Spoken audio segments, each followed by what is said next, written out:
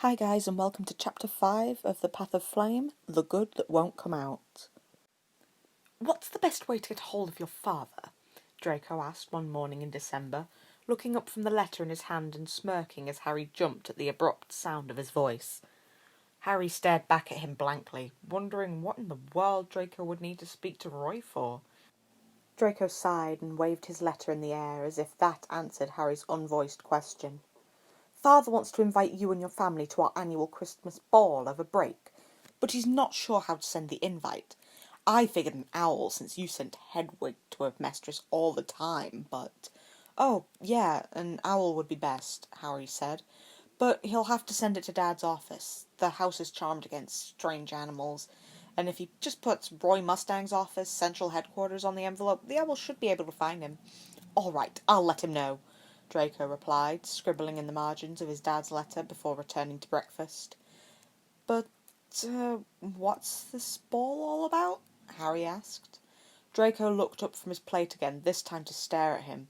In fact, Harry must have asked the question louder than he thought, because Draco wasn't the only one. Half the table was now looking at him in disbelief. "Christmas, Potter," Draco drawled. He only called Harry by his last name anymore when Harry was being unusually stupid. "It's only the biggest holiday of the year, with the trees and the presents and the boring parties, you know." "Not really," Harry said, thinking hard. Now that Draco was describing it, it did sound faintly familiar, but like something he'd read about in school, the presents bit anyway. "Some people celebrate the solstices, but there's no presents or anything. Well, boring parties, yeah, but no presents." "Weird," breathed one of the older students, listening into their conversation. He was elbowed in the side by one of his companions, and he coughed a little before pretending to return to his own meal. "You live a sad, boring little life, Potter," Blaise said, shaking his head in mock pity. "Imagine having to put up with all those boring parties without getting presents for your trouble." Harry shook his hair out of his eyes so he could give Blaise a better, superior look. "Some of us don't require bribes to behave ourselves at formal functions," he said, as snottily as he could manage. "Then, anyway, I never really had to go to the parties much. Dad would always leave me with his Aunt Christmas when he went to them. And wasn't that always an interesting night?" "Is she the aunt you said is a squib?" Pansy asked, with a furrowed brow. "I said I think she's a squib," Harry corrected, though he was kind of impressed that she'd remembered that. "I mean, I've never actually seen her do magic, but that doesn't really mean anything in a mistress. A lot of people just use muggle tools instead." "A mistress is really strange," Draco said. Harry just shrugged back. He supposed, growing up around magic like Draco did, a mistress would seem pretty strange. When it came time for everyone to go home, Neville shyly invited Harry to sit with him and Hermione instead of the Slytherins. Harry was so pleased that Neville was asking for something that he agreed without even thinking about it. Neville had smiled brightly at him and ran off to tell Hermione, but Draco was less pleased. "I don't see why you want to sit with them," Draco was still whining as they dragged their trunks onto the train. "They're nobodies. They're not even interesting. You're going to get so bored." "Oh, stuff it," Harry said compassionately, waving over Draco's shoulder as he saw Hermione's bushy hair approaching.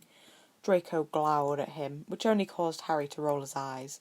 "It's one train ride, Draco, and I'll see you for that ball. I'm not going to see Hermione and Neville until we get back from break. It won't kill you to be without me for a few hours, though I know how dependent you are on me." "Dependent?" Draco scoffed back, though he turned slightly pink and turned away from Harry as if he could hide it. "I don't need you for anything. Hi, Harry," Hermione said brightly, interrupting whatever Draco was about to say. She beamed happily at Harry, utterly ignoring the fuming blonde at her side.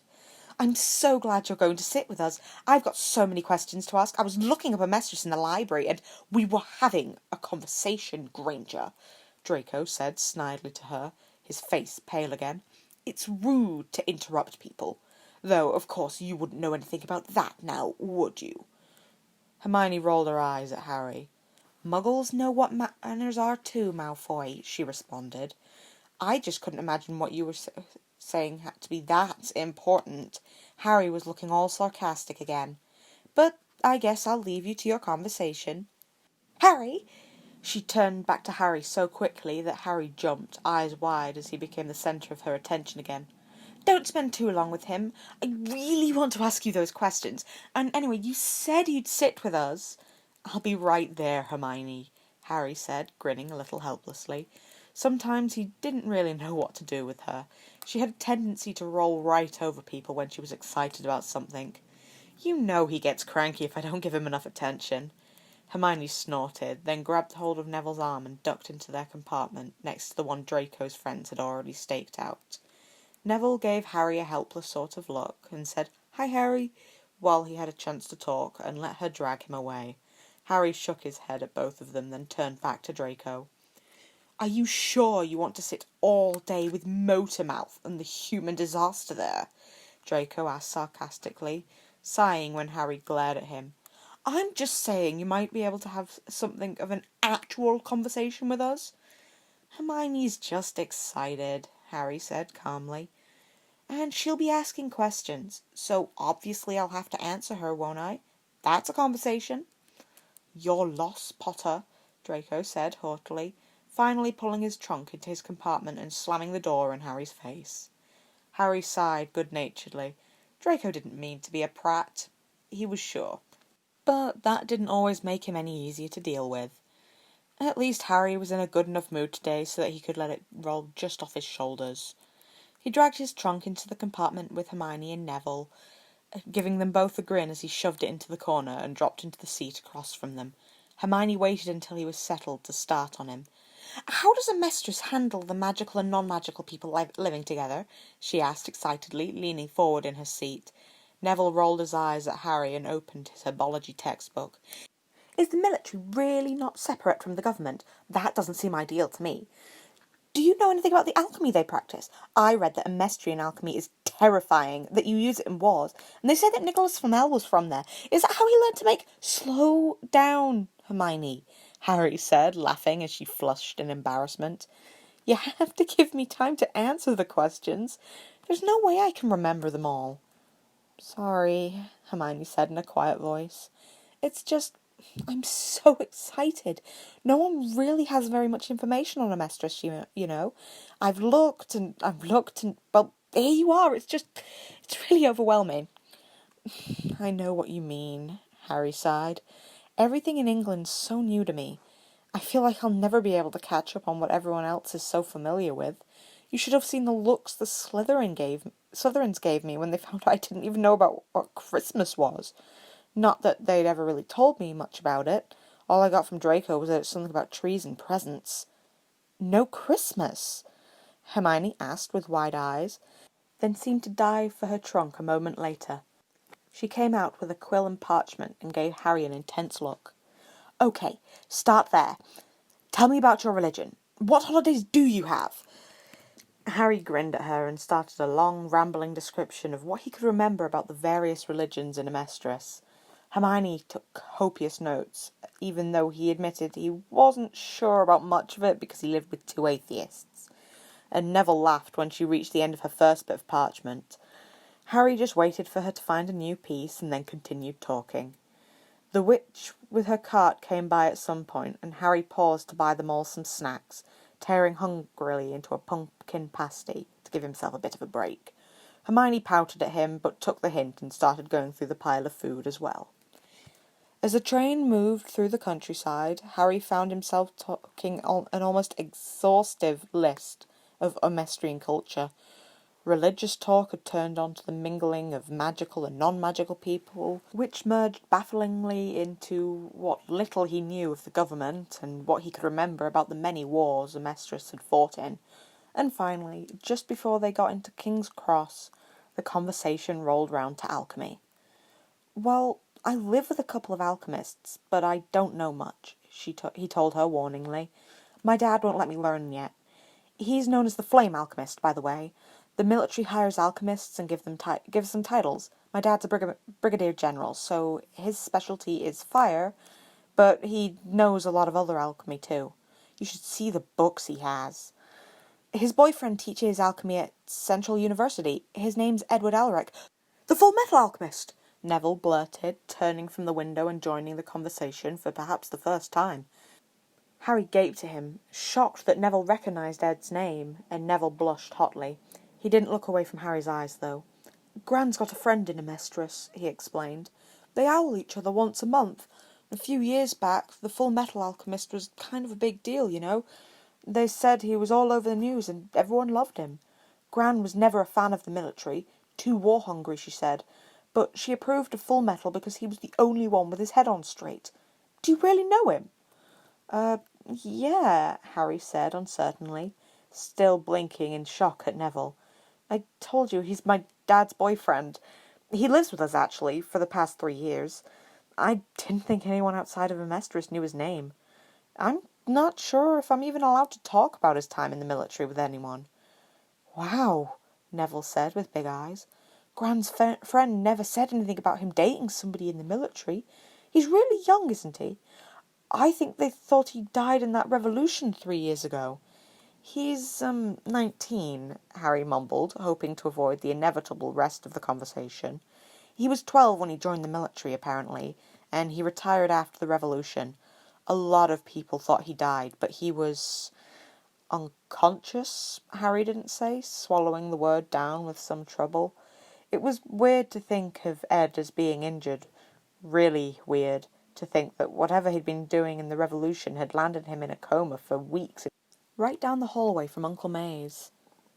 Sorry, Neville said sympathetically, giving Harry a little smile. It must have been a hard time for you, with the fighting in your city and all. Did they ever catch the guy who killed the Fuhrer? No, Harry said very softly. Hermione and Neville shared a worried look, so Harry gave them the best smile he could. Sorry, I just don't feel like talking about the revolution. Dad was caught up in it, you know. He was a colonel at the time, and he lost an eye somehow. Had to get a false one put in, but it's pretty neat. You can hardly tell it isn't real. Nothing at all like Ed's automail, Harry didn't tell them. That was one thing he knew for sure he couldn't talk about. Ed hated it when people pointed it out. I know a bloke with a false eye, Neville offered a little timidly. But you can definitely tell it isn't real. Gran had him over for tea once when I was really little. It scared me so much I cried. Harry managed a little light laugh, grateful for Neville changing the topic. He didn't really want to talk about Amestris anymore, though, and the two Gryffindors must have sensed this. Hermione rolled up her parchment to put it away, and they spent the rest of the ride talking about Christmas instead. Still, Harry was grateful when the train came to a stop at King's Cross, and he could avoid conversation with them for a little while.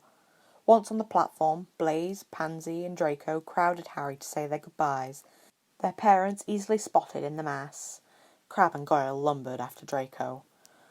Oh, I hope they didn't get caught in traffic, Hermione said anxiously, bouncing slightly as she craned her neck, looking for her own parents. Neville was looking much calmer, looking for what he assured Harry was the ugliest hat known to witches. And as such, Harry was the first to find who he was looking for. His dad and Ed were standing slightly away from the crowds, predictably tangled in each other. Ed had one hand curled in the front of his dad's uniform jacket, looking up at the older man with a smile that Harry didn't like to admit he was familiar with, and his dad was saying something to him that Harry was sure he never wanted to know the contents of. Do you want to meet my dad and Ed? Harry asked, turning to his two friends.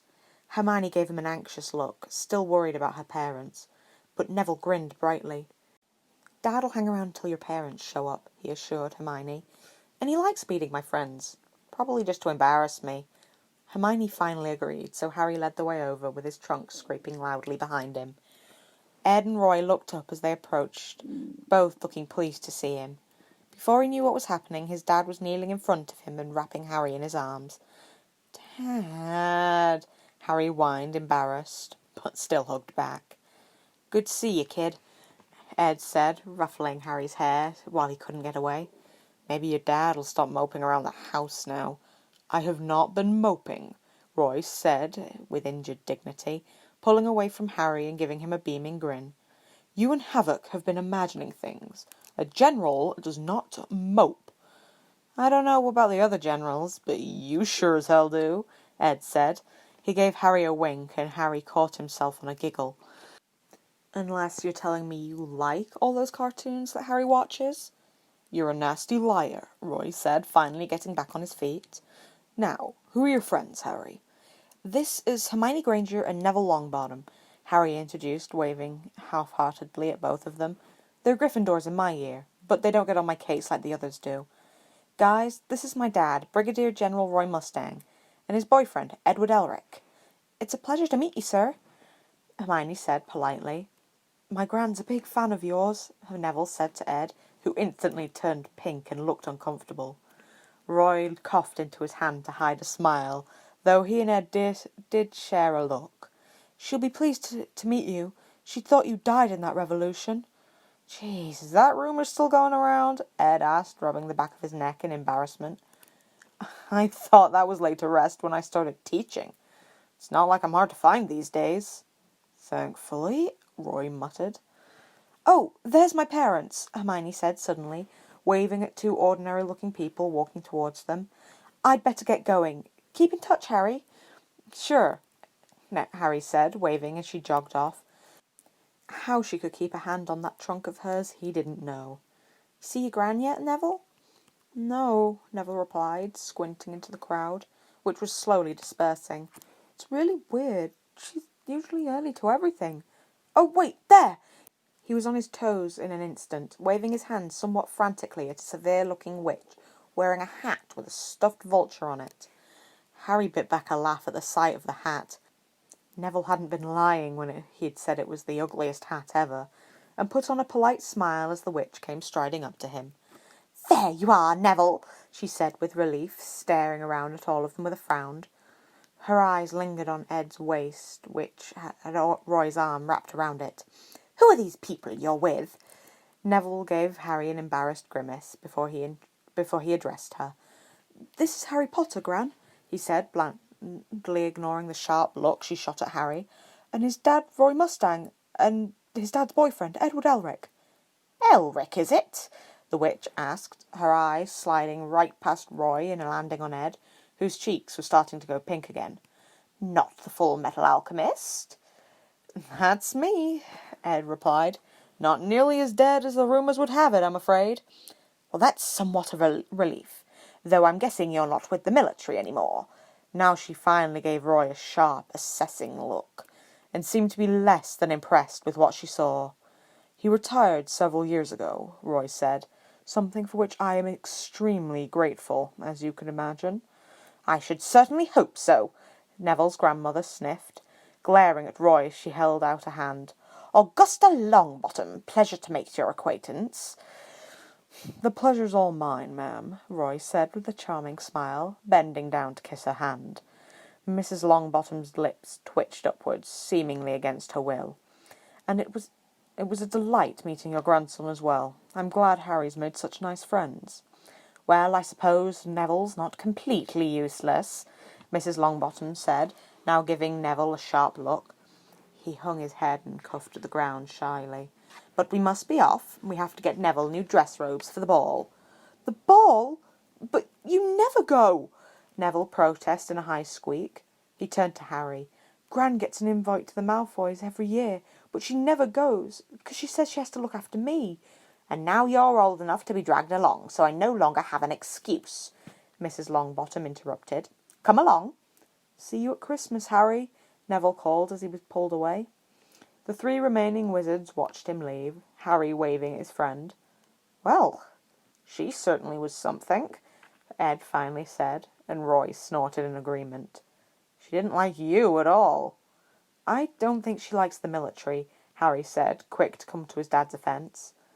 "Can't win them all," Roy said, and clapped his hand on Harry's shoulder. Ed took Harry's trunk from him. "Now, why don't you tell me about Hogwarts? I'm sure you've left some things out." Harry did his best not to gawk as he approached the Malfoy's mansion at his dad's side. The only building he'd ever been inside that was remotely as impressive as this one was Hogwarts Castle. But as that was a school, he didn't really think it counted. Judging by Ed's wry expression, though, neither he nor his dad were surprised by the sprawling grounds. Of course, Roy had taken Ed to the Führer's ball last year, and they were both friendly with the Armstrongs, so he supposed this mansion wasn't really anything spectacular for either of them. "I always feel out of place at these places," Ed muttered to Roy as they entered the ballroom. Not that he looked intimidated at all. He was even ignoring the curious and distasteful looks that the rest of the crowd was shooting at him, which was out of the ordinary for him. Usually he would glare back at them until the other person looked away. "Why can't aristocrats ever have nice, normal dances out on the lawn or something?" "Not everyone grew up in the countryside, dear," Roy replied. "Besides, it's dark already. How could we possibly appreciate the extensive grounds if we can't even see them?" "I hate show-offs," Ed grumbled half-heartedly, shooting Roy a glare when the older man grinned at him. "And don't you fucking start. You're not exactly humble, Ed," Roy interrupted. "And do try to look a little more pleased to be here. Our hosts are approaching." Ed didn't actually manage to look happy as the Malfoys approached, though he did at least stop glaring at Roy and put on a polite smile. Roy was in his element, of course. When Lucius introduced his wife, he gave her one of his more charming smiles and kissed the back of her hand. Ed rolled his eyes as Narcissa gave the man an intrigued smile. "Don't mind him," Ed said dryly, looking towards an unamused Lucius. "I'm pretty sure flirting with attractive women is an unfortunate reflex of his at this point. He's long over his days of stealing women from their husbands." "I never stole someone's wife," Roy said, though he didn't look particularly upset by Ed's criticism. "Even I had my limits. Anyway, even if I was prone to such a habit, I certainly wouldn't be going back to it. I value my life too much." That made Ed grin, because he was always pleased when someone acknowledged that he was dangerous. Neither of the Malfoys looked as if they believed Roy, just giving the two of them faintly amused smiles. "I thought I might introduce you to some of my associates, General Mustang," Lucius said, without acknowledging the banter. Then he turned to Harry with a raised eyebrow. "Draco and his friends are at the banquet table last I saw him, if you'd like to join them. I imagine you'll find our discussion quite as boring as he does." "May I?" Harry asked his dad hopefully, looking up at the man with wide eyes. Roy frowned slightly. "Oh, go on," Ed said impatiently. "Even I'm going to get bored as soon as you start talking politics or whatever. No sense in making us both miserable." "I really do wish you had an interest in something besides academics sometimes," Roy sighed to Ed before turning back to Harry. "I don't want you leaving this room," he said. Harry wasn't surprised. He had already assumed his dad would want to keep him somewhere he could be seen. "I doubt anything will happen here, but I don't want to take any chances." "I know, Dad," Harry said seriously, "and if Draco wants to leave for any reason, I'll just come and stay with you instead. You don't need to worry." "You have fun, then," Roy said with a smile, squeezing Harry's shoulder. Harry grinned up at him briefly and then quickly walked away before his dad's paranoia got the better of him and he changed his mind. He could feel his dad's eyes on him, even as Lucius was saying, "Now, let me introduce you to Mr. Crouch." As Harry walked rather aimlessly across the room, he was surprised to find many of the adults stopping him for short conversations. Harry responded to them politely, even though a few of them couldn't seem to stop staring at his forehead, and tried to get away from the small talk as quickly and as inoffensively as possible. At the rate he was moving, he didn't think he'd ever get to the banquet table. "Harry!" a voice called, just as a short woman dressed in all pink was introducing herself to him. Harry hastily made his excuse to escape before she could start talking, turning to find Neville was making his way over. He looked decidedly out of place in his fancy red robe. A grin stretched across his round face. "I'm so glad you're here. Gran and her friends are driving me crazy." "I'm lucky I managed to escape my dad before Mr. Malfoy started introducing him to politicians," Harry said in commiseration, gesturing back the way he'd come. "I was trying to find the food, but I kept getting interrupted." "That's what you get for being famous," Neville said, laughing as he hooked elbows with Harry. "Come on, I haven't made it to the table yet either, and I'm starving." Now that he had someone with him, he was relieved to find that none of the adults were rude enough to interrupt their conversation. They made it across the room as quickly as they could, quietly discussing how impressive the mansion was. Neville was just describing the albino peacocks he'd seen outside when they approached the table, and Harry was happy to see that his group of Slytherin friends were all still there. Crabbe and Goyle were further down the table, sampling the food, but Draco, Pansy and Blaise were in front of a pillar at one end of the table. Blaise, leaning against the pillar with an eye on the rest of the room, was the first to see Harry and Neville coming, and Harry could see him nodding to the other two in his direction before Pansy and Draco turned around. Pansy was looking quite nice in her pale orange robes, and Draco looked surprisingly stately in his green robes, so dark they were almost black. He wasn't half slumped and casual like he usually appeared at Hogwarts, but seemed to be emulating his dad's ease of elegance instead. "Hey guys," Harry said in greeting as he approached them with the now grumbling Neville. Ignoring his Gryffindor friend, he drew up to the table beside Draco and looked over the fancy finger foods arrayed across it. "Hello, Harry, Longbottom," Draco said coolly, giving Neville's robes an irritated look.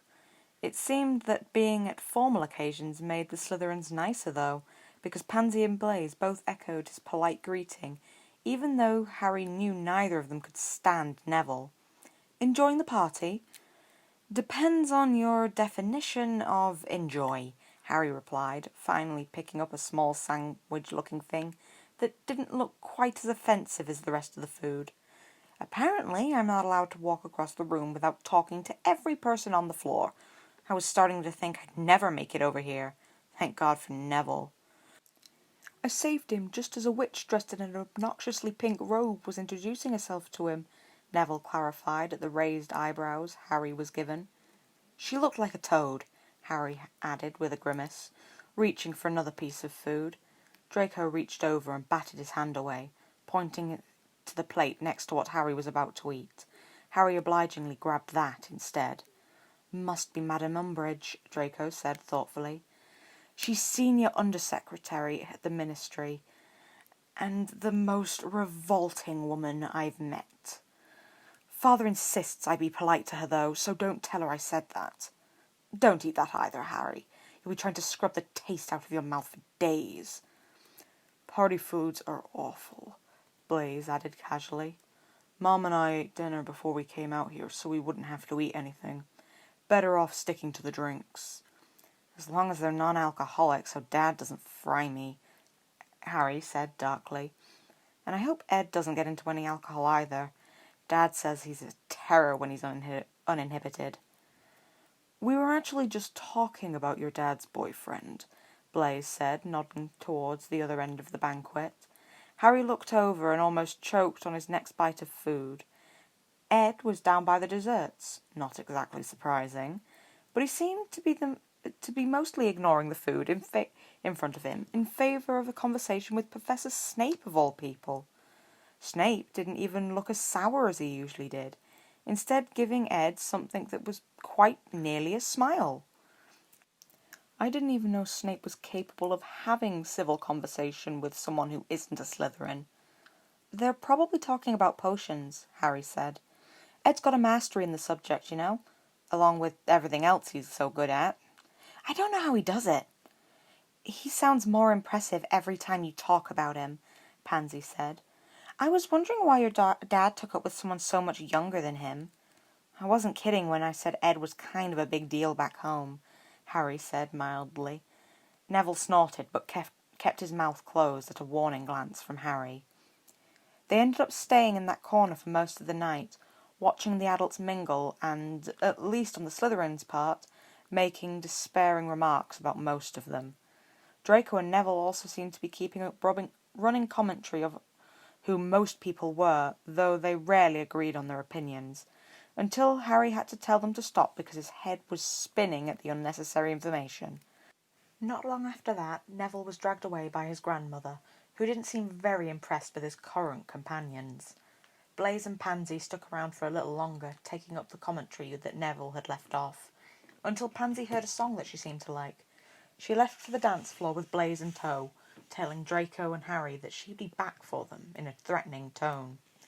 "That means she's going to make one of us dance with her next," Draco muttered to Harry. "Let's go somewhere and hope she doesn't find us." "My dad doesn't want me leaving the ballroom," Harry warned him, though he let Draco poke him in the direction of the staircase. Draco grimaced at him and just pulled him underneath the stairs, a few feet away from the doors to the inner courtyard. It was a lot darker under there, the light from the torches not reaching into the shadows, and Harry anxiously looked over the crowd to find his dad, to make sure that the man could see him. He finally caught a glimpse of his dad's uniform out on the dance floor. He raised his eyebrow in surprise. Ed wasn't going to be happy with whoever his dad was dancing with. Draco was smirking when Harry turned back to him, probably amused that Harry was making sure his dad could find him. Harry chose to ignore this, and the two of them fell into a companionable silence instead. He watched the dance floor, hoping to get a look at whoever his dad was dancing with, but he never came back into view. Instead, he found himself laughing at Blaise's long-suffering look as Pansy pulled him through several successive dances. Harry was glad he'd managed to avoid that fate. He was just starting to get bored when he felt a heavy hand fall on his shoulder. "Good evening, Mr. Potter," a dark voice murmured in his ear, and Harry started reaching for his wand as he turned around, with the closest thing to a polite smile that he could muster. Seconds before he would have pulled it out, a hand clapped over his mouth as he was lifted into the air. "Harry!" Draco shouted, but Harry didn't listen if there was anything else for the blonde had to say. He bit down hard on the hand over his mouth, but whoever had him was wearing gloves, and all he managed to get his teeth around was thick cloth. He struggled in the tight grip his assailant had on him instead, and managed to get one arm loose, which he swung with as much force as he could manage into the man's face. The man cursed something awful, but didn't drop him, and another person grabbed his flailing arm. There was a sharp cry as that arm was quickly released, and he was dropped a second later as the man carrying him fell to the floor with a grunt. Ed grabbed Harry by his collar and pulled him away from the men, backing swiftly towards the corner.